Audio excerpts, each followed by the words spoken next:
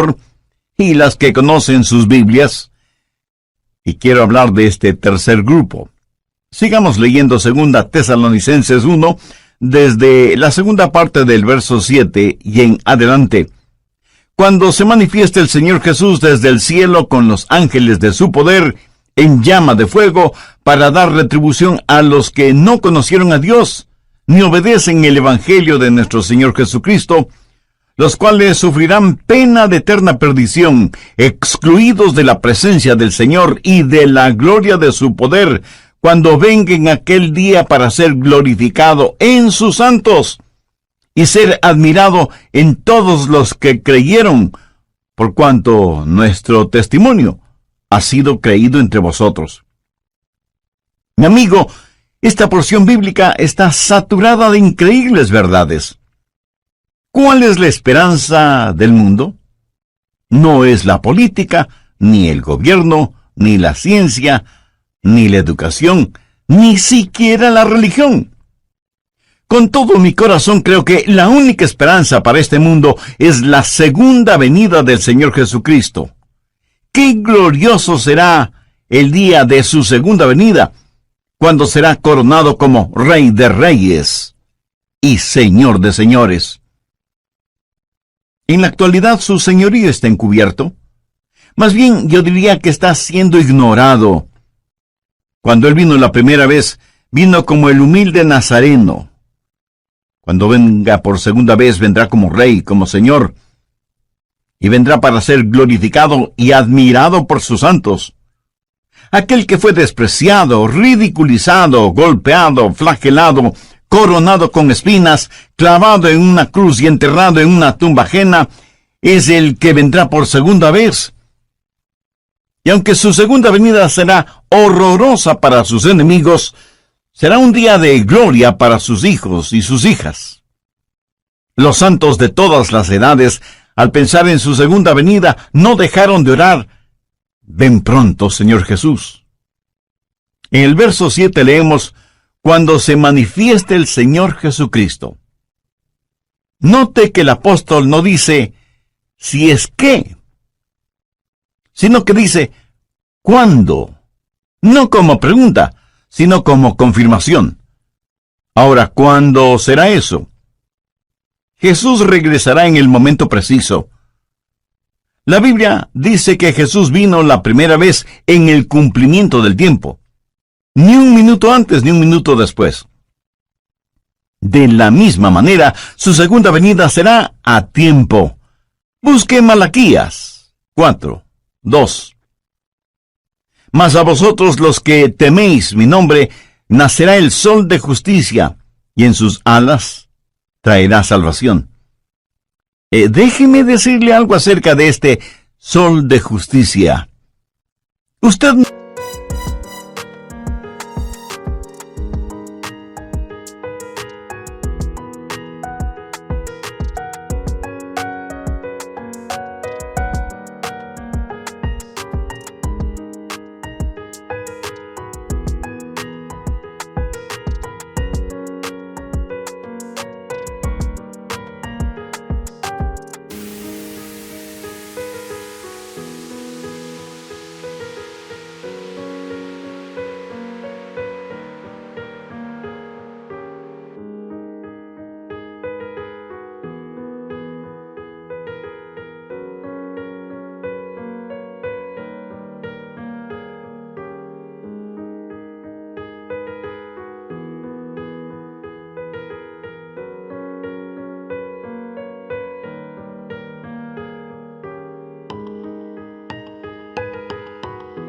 no puede ni acelerar ni detener la salida del sol, ¿verdad?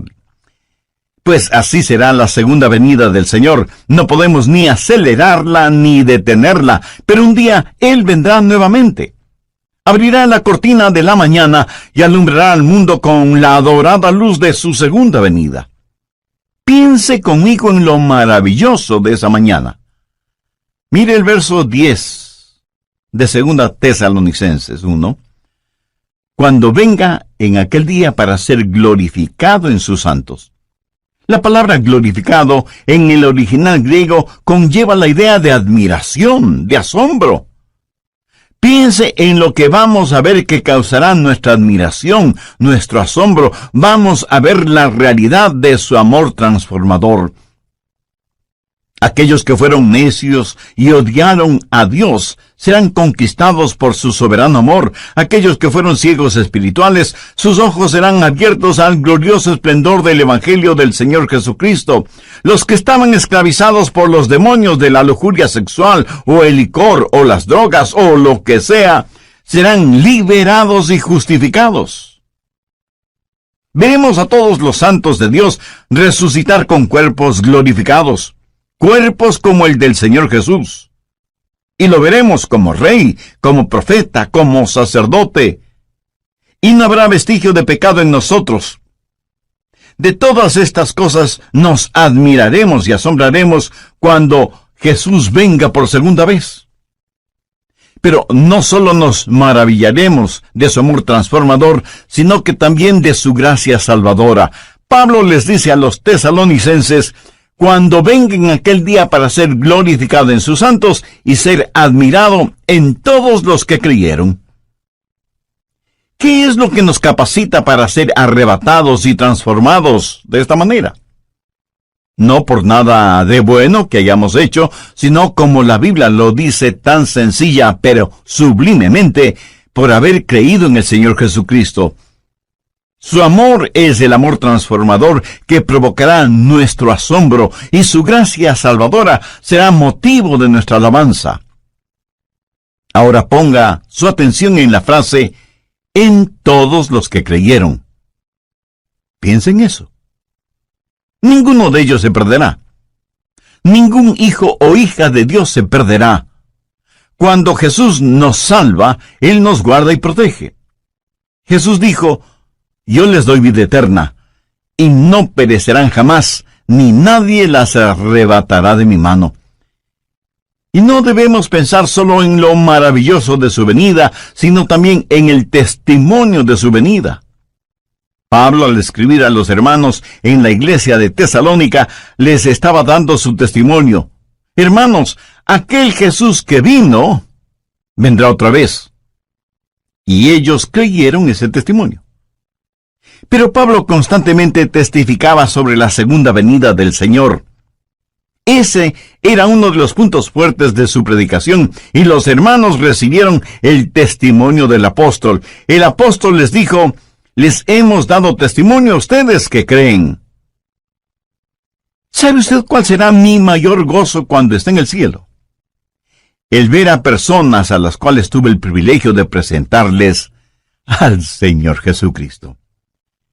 Yo no quiero ir al cielo sin haber hablado a nadie de Cristo. Eso sería una vida totalmente desperdiciada, ¿no le parece? De eso está hablando Pablo, de la segunda venida de Cristo, cuando Jesús nos será revelado como Rey y Señor, de que Él vendrá y será admirado por sus santos, y que nuestro testimonio como creyentes debe mostrar que creemos más en lo que dice la palabra de Dios que lo que dicen los periódicos y las revistas. Pero Pablo dice algo más. No solo que usted necesita no atribularse, sino que la segunda verdad es la siguiente: usted no debe dejarse atrapar. No debe dejarse engañar.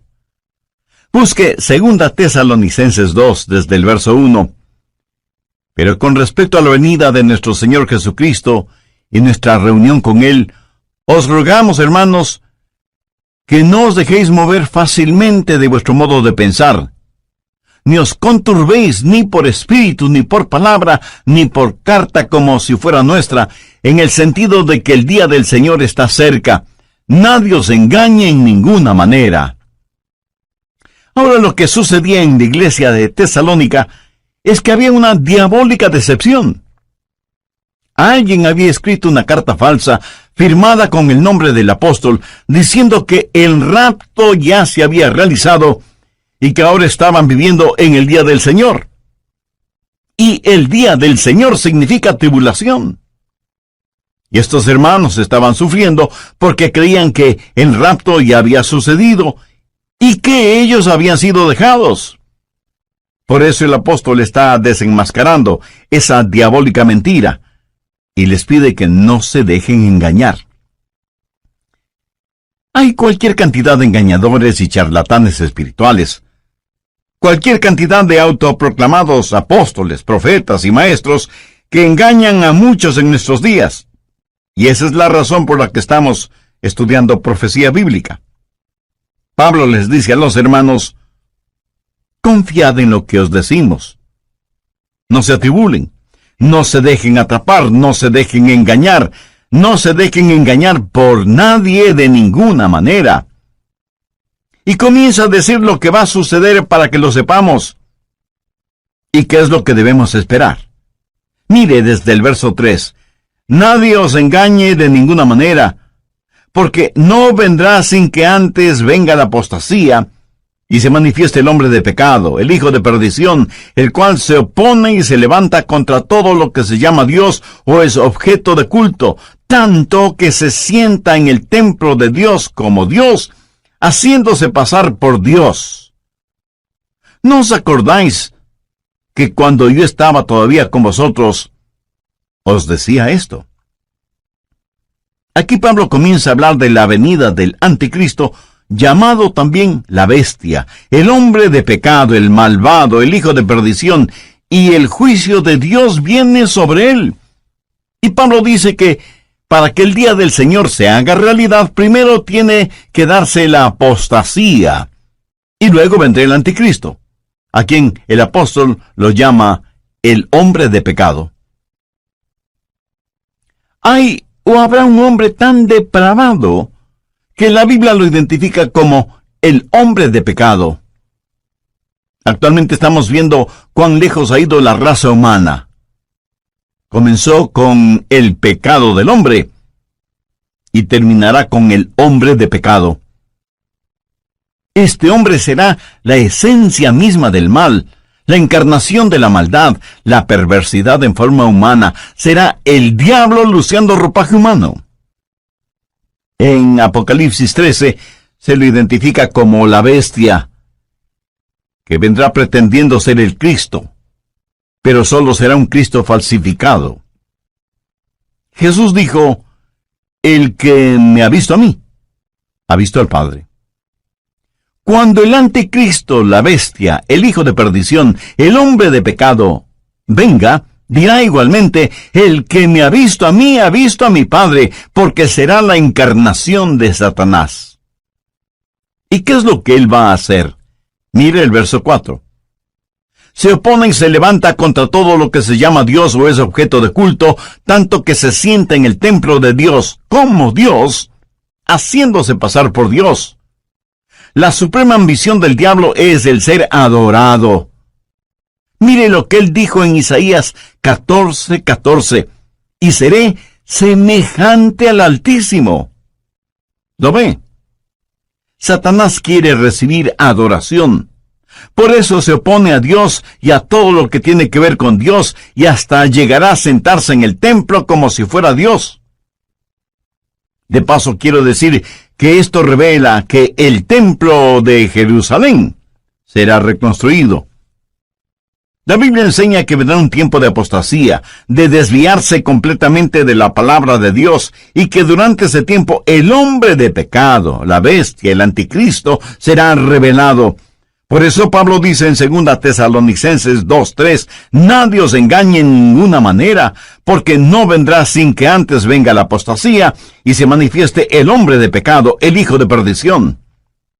Aquí la palabra manifieste literalmente significa que va a ser expuesto, se va a quitar el velo o cortina que lo oculta.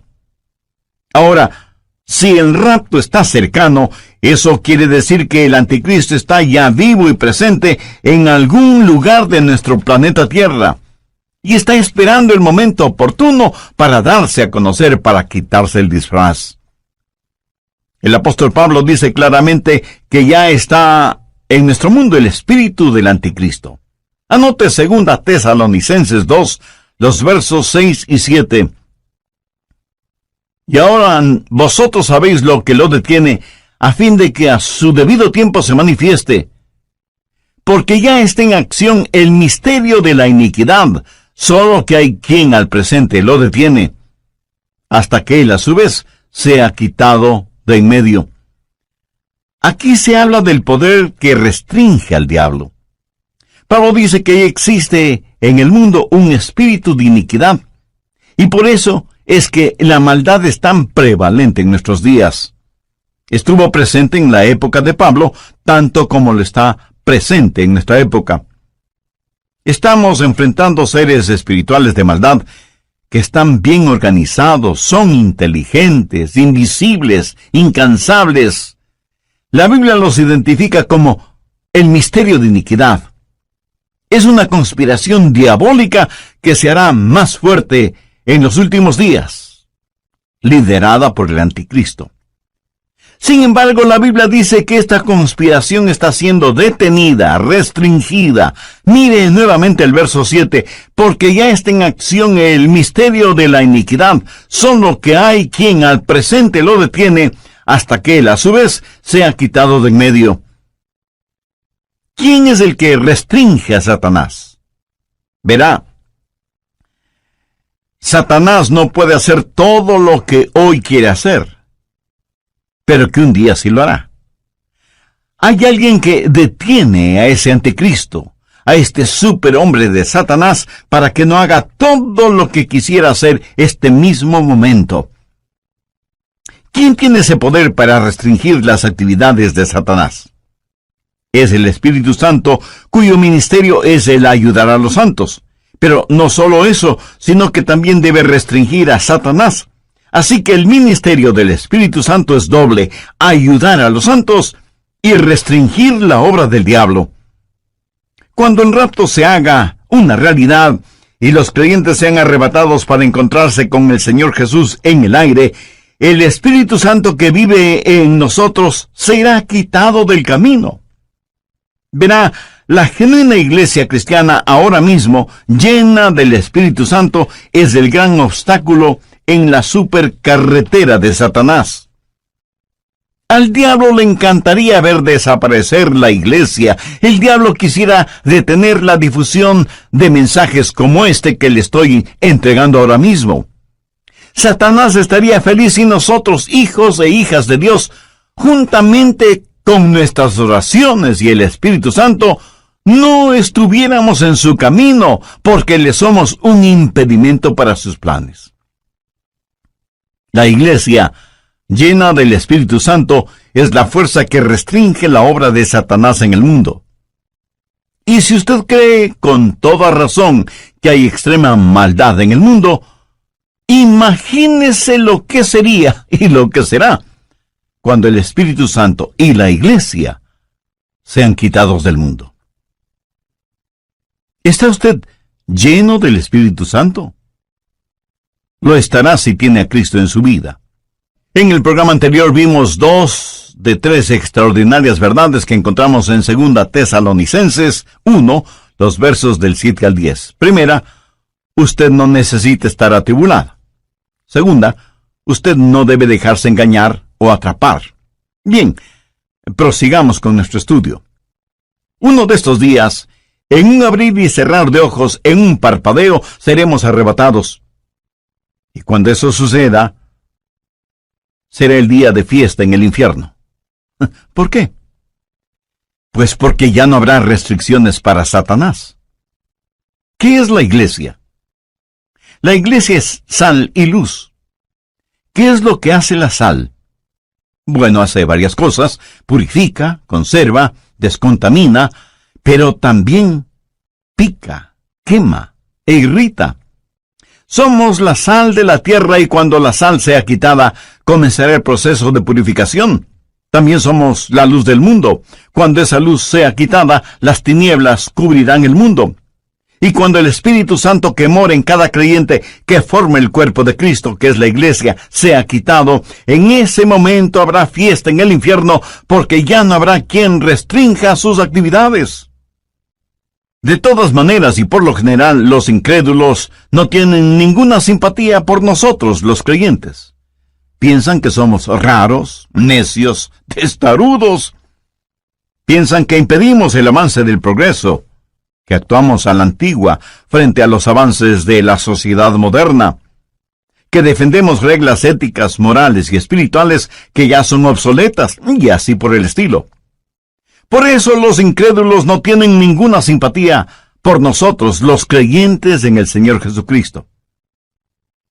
Pero uno de estos días abandonaremos este planeta. Ya no estaremos aquí. Uno de estos días el Espíritu Santo dejará de ejercitar su poder para restringir, y entonces nada impedirá que el turbulento diluvio de la maldad cubra toda la tierra. Ese es el tiempo que la Biblia lo identifica como la gran tribulación. Pablo les dijo a los tesalonicenses que no deben sentirse atribulados.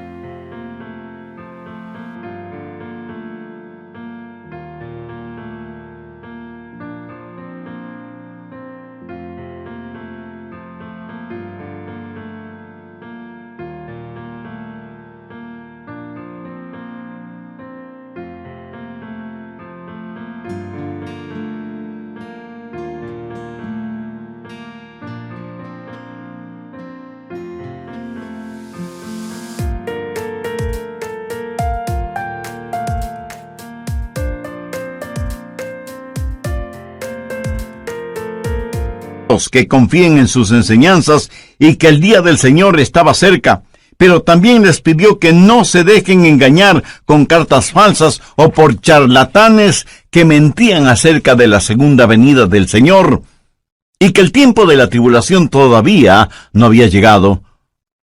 La tribulación tendrá lugar después del rapto de la iglesia, después de la apostasía, después de que se manifieste el hombre de pecado, el hijo de perdición, el anticristo. Cuando usted entienda lo que el anticristo puede hacer, y lo hará, dará gracias a Dios por el ministerio del Espíritu Santo que restringe la actividad diabólica. El anticristo será el diablo encarnado. Ahora escúcheme atentamente. El anticristo será un gran genio intelectual. Su autoridad será sobrecogedora. Su odio hacia quienes no están con él será extraordinario. Sus técnicas manipuladoras serán incomparables. Los hombres estarán listos a dar la vida por él. Las mujeres se desmayarán a sus pies y los niños pronunciarán su nombre como si fuera una alabanza. Y se presentará como un gran líder mundial. Él será parte del plan maestro de Satanás, que convertirá a este mundo en un enorme campo de concentración en donde los seres humanos, todos los seres humanos serán numerados. Este número, esta marca, será lo único que permitirá a hombres y mujeres el comprar o el vender. Él será el sumum de los Atilas, los Hitlers, los Stalins, los Idi Amins, los Saddam Husseins, que han existido y que existirán. Piense, la maldad de todos ellos en un solo hombre. Por eso la Biblia lo identifica como el hombre de pecado. Tendrá registrados a todos los seres humanos en una supercomputadora y bajo un régimen del cual no podrán escapar. Y mientras más las máquinas actúan como hombres y más los hombres actúan como máquinas, será evidente la gran tribulación. Habrá días de tortura y de terror, y quienes no hayan recibido al Señor Jesucristo como Salvador antes de la tribulación, creerán todas las mentiras del anticristo. Veamos 2 Tesalonicenses 2, los versos 11 y 12. Por esto Dios les envía un poder engañoso, para que crean la mentira, a fin de que sean condenados todos los que no creyeron a la verdad, sino que se complacieron en la injusticia. Resumamos un poco lo estudiado hasta este momento. Primero, usted no necesita estar atribulado. Segundo, usted no debe dejarse atrapar o engañar. Tercero, usted no debe abatirse o desanimarse. Mire lo que dice el verso 8. Y entonces se manifestará aquel inicuo a quien el Señor matará con el espíritu de su boca y destruirá con el resplandor de su venida. Note que aquel inicuo específicamente se refiere a una persona, a un hombre. Y es a este inicuo al que el Señor destruirá. Y tal vez alguien me pregunte, pastor, ¿qué significa eso de el Señor matará con el espíritu de su boca? Bueno, gracias por la pertinencia de esa pregunta. Para contestarla, permítame a mí hacerle una pregunta. ¿Sabe usted cómo va a ser peleada la batalla de Armagedón? Por si no lo ha notado, la Biblia dice que la batalla de Armagedón se peleará con palabras que saldrán de la boca de Jesús. ¿Cuáles serán esas palabras? Dos sencillas, pero poderosas palabras. Cáiganse muertos. Eso es. Jesús los consumirá con el espíritu de su boca y con el resplandor de su venida. Amigo, amiga, lo que estoy tratando de decir es que usted no necesita estar atribulado, usted no necesita estar atrapado o engañado, usted no necesita ser abatido o desanimado. ¿Por qué? Se lo digo con toda la unción y la emoción de mi alma, porque Jesús vendrá otra vez. Permítame repetirlo hasta que lo entienda muy bien. Jesús vendrá otra vez. También deseo que aprendas lo siguiente. Hay dos aspectos de la segunda venida de Cristo. Y cuando se habla de su segunda venida, literalmente se está hablando de su aparición física y corporal entre los hombres. No es primordialmente una determinada fecha, sino más bien una serie de eventos que sucederán cuando nuestro Señor Jesucristo venga nuevamente. ¿Cuáles son algunos de esos eventos? En primer lugar, Él viene por su novia, la iglesia, y esa venida será dulce y secreta. Mire lo que Pablo dice en 2 Tesalonicenses 2:1. Pero con respecto a la venida de nuestro Señor Jesucristo y nuestra reunión con Él, ¿cómo será su venida? Busque por favor 1 Tesalonicenses 4:16.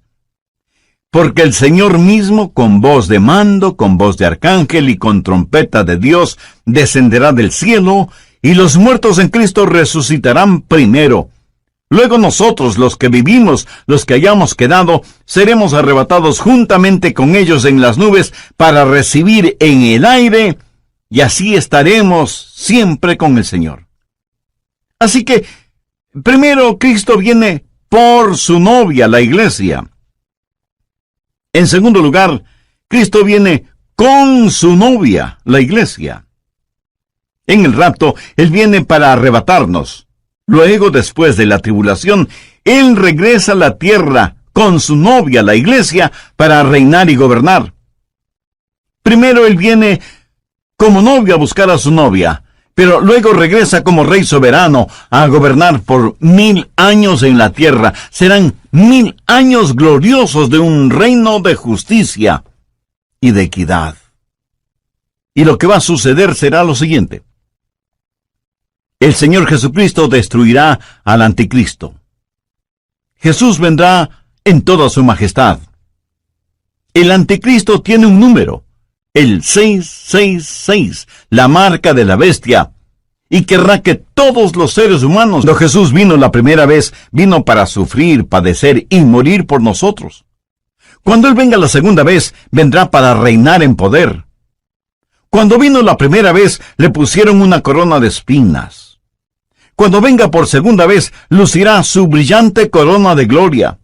Cuando vino la primera vez, vino para morir en lugar de los pecadores. Cuando venga por segunda vez, será para ejecutar el juicio sobre los pecadores no salvos, porque Jesús es tanto Salvador como juez. Él mismo dijo, el Padre a nadie juzga, sino que todo el juicio dio al Hijo.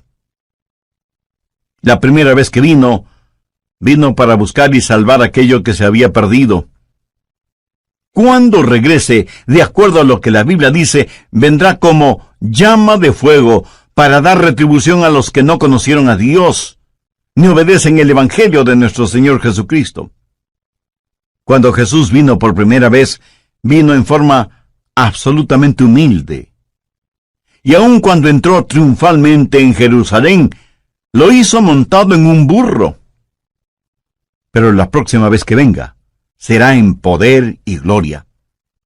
La primera vez los hombres le rechazaron, pero la segunda vez se cumplirá lo que ya está escrito. Vivo yo, dice el Señor, que ante mí se doblará toda rodilla y toda lengua confesará a Dios. ¿Qué hemos aprendido de las Escrituras hoy? Espero que por lo menos 3 cosas. No necesitamos estar atribulados, ni atrapados, ni abatidos. Ahora escúcheme. Si yo no conociera la Biblia, si no supiera nada de profecía bíblica, si no entendiera quién es Jesús y cuál es el plan de Dios para nosotros, le puedo asegurar que sería el pesimista más grande del mundo. Este mundo es como una tragedia escrita por Shakespeare o Cervantes. Tragedias en las cuales uno solo es el espectador, porque nada puede hacer, y menos sin Cristo. Pero así es el mundo en que vivimos. Por eso digo que si no fuera por la realidad de Cristo, por la seguridad de su palabra, por el fiel cumplimiento de las profecías, si no fuera por esas cosas, yo sería el campeón de los pesimistas. Pero no. Escúcheme, soy un convencido optimista. Sé que el Cristo que vino la primera vez regresará. Busque Hechos 1:11. Este mismo Jesús que ha sido tomado de vosotros al cielo, así vendrá como le habéis visto ir al cielo. Ahora, ¿qué significa todo esto para nosotros? Significa que estamos en los gloriosos días, que son los del principio del fin. Y necesitamos dar el siguiente paso. Mis amigos, estos no son días para aletargarnos, o para retroceder, o para callarnos, hasta que el rapto llegue y seamos arrebatados. Me dará el Señor juez justo en aquel día, y no solo a mí, sino también a todos los que aman su venida. ¿Lo notó? El gran apóstol Pablo, al final de su vida, dijo que continuaba subiendo y subiendo. ¿Qué significa esto? Que hay un factor de intercesión. Si Jesús regresa, debemos estar orando por los nuestros que aún no conocen al Señor como Salvador. Debemos alcanzar a cuantos podamos y prepararles para el rapto. Debemos ganar almas para Cristo. Así que, no tenemos solo un factor de intercesión, sino también el factor de ganar almas, de decirle a la gente acerca de Jesús. Debemos tener compasión por las almas que se pierden sin Jesucristo, así como también Él tuvo compasión por nosotros.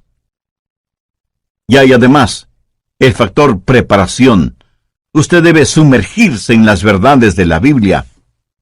Este mundo es tan vil y corrompido, y usted necesita defender y enseñar a sus hijos, a sus nietos. Atesore las profecías bíblicas en su corazón y compártalas en su hogar con sus seres amados, y afuera con los vecinos, y en la oficina con sus amigos. Prepárelos para lo que vendrá sobre este asunto. Yo siento verdadera pena por aquellos que no quieren entender las cosas de Dios y que por lo tanto no tienen un fundamento, una roca sólida en la cual afirmarse durante estos tiempos peligrosos que vivimos. Y finalmente, tenemos el factor del consuelo. Gracias a Dios que podemos decir: ven pronto, Señor Jesús.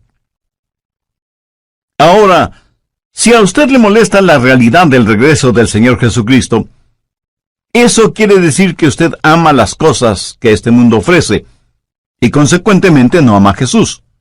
Porque si usted amara a Jesús, estaría más que anhelante de su segunda venida. ¿Por qué? Porque ese será un día extraordinario cuando Él venga con sonido de trompeta, y en un abrir y cerrar de ojos seremos arrebatados para encontrarnos con el Señor en el aire. Entonces cada uno de los redimidos podrá decir en forma personal lo que en forma tan convencida dijo el rey David: en cuanto a mí, veré su rostro en justicia, estaré satisfecho cuando despierte a su semejanza.